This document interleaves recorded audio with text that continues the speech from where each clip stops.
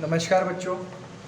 तो आज हम एक्सरसाइज 1.2 देखेंगे। तो हमने 1.2 में पहला सवाल कर लिया था, दूसरा सवाल, तीसरा सवाल बाकी था और उसके बाद चौथा सवाल बाकी था।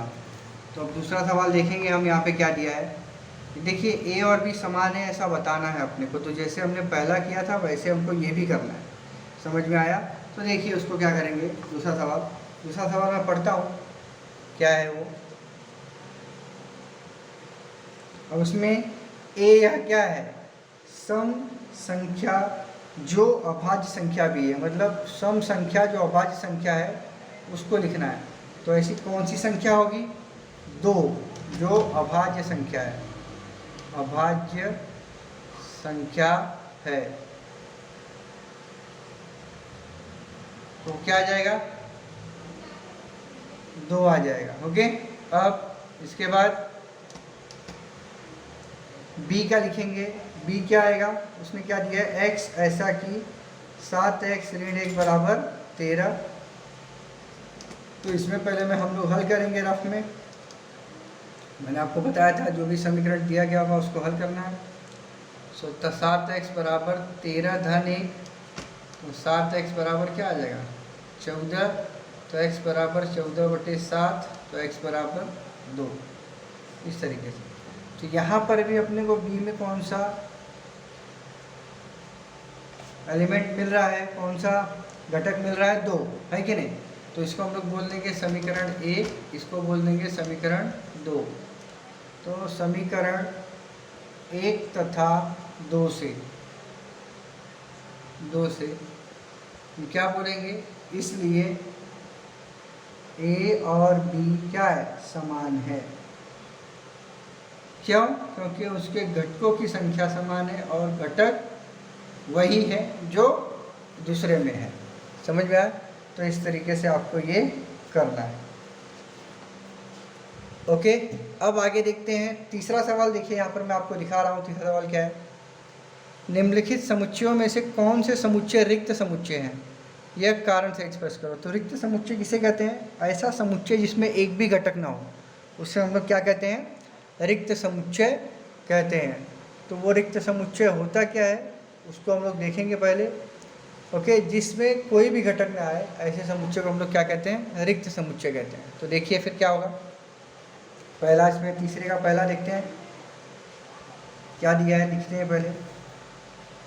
ए बराबर ए ऐसा कि यह 0 से छोटी, 0 से भी छोटी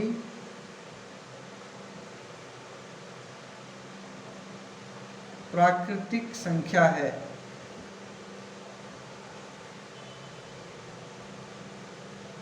तो ऐसा कोई संख्या आएगा जो कि 0 से छोटी होगी। प्राकृतिक संख्या 1 से शुरू होती है, तो 1 से छोटी कोई प्राकृतिक संख्या है ही नहीं। इसका मतलब ए में एक भी घटक नहीं आएगा, वो रिक्त समुच्चय हो जाएगा। या हम लोग उसको कैसे दर्शाएंगे, इस तरीके से दर्शाएंगे। समझा? तो यहाँ पे फिर अपने को लिखना है, इसलिए ए यह रिक्त समुच्चय है।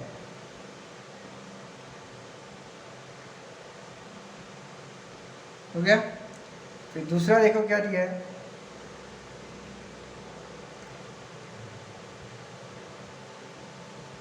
बी एक्स ऐसा कि x का वर्ग बराबर 0 होना चाहिए। तो यहाँ पर अपने को एक घटक मिल रहा है, क्या मिल रहा है, 0, क्योंकि 0 का वर्ग क्या होगा, 0 होगा। तो यहाँ पर एक भी घटक मिल गया, इसका मतलब वो क्या है, बी यह रिक्त समुच्चय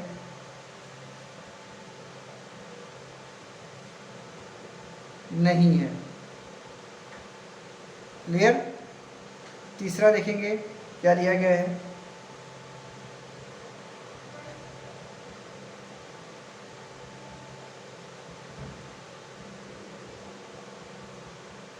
इस तरीके से दिया गया है।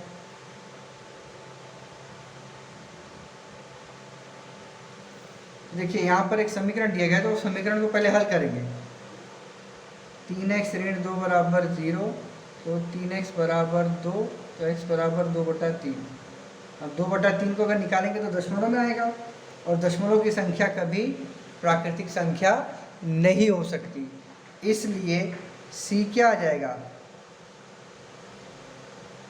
या इस तरीके से दिखाएंगे, मतलब वो क्या आ जाएगा, उसमें एक भी घटक नहीं है, इसलिए सी यह रिक्त समुच्चय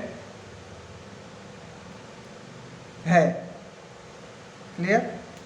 इस तरीके से आपका आ जाएगा, सी यह रिक्त समुच्चय है। तो पहला वाला है, दूसरा वाला नहीं है, तीसरा वाला है, तो इस तरीके से आपको ये यहाँ पर बताया जा रहा है। क्लियर? आगे का जो सवाल है उसमें आपको बताना है कि समुच्चयों में से कौन सा सीमित समुच्चय है और कौन सा असीमित समुच्चय है। तो सीमित समुच्चय की परिभाषा हमने पढ़ी थी, ऐसे समुच्चय जिसके घटकों की संख्या सीमित हो या उसको हम लोग गिन सके तो उसको सीमित समुच्चय बोलते हैं। ऐसा समुच्चय जिसके घटकों की संख्या असीमित है या हम उसको नहीं गिन सकते तो उसे हमको क्या बोलते हैं, असीमित समुच्चय बोलते हैं। तो आज के लिए बच्चों इतना ही, आगे के पीरियड में हम लोग वो वाला एग्जाम्पल देखेंगे। धन्यवाद।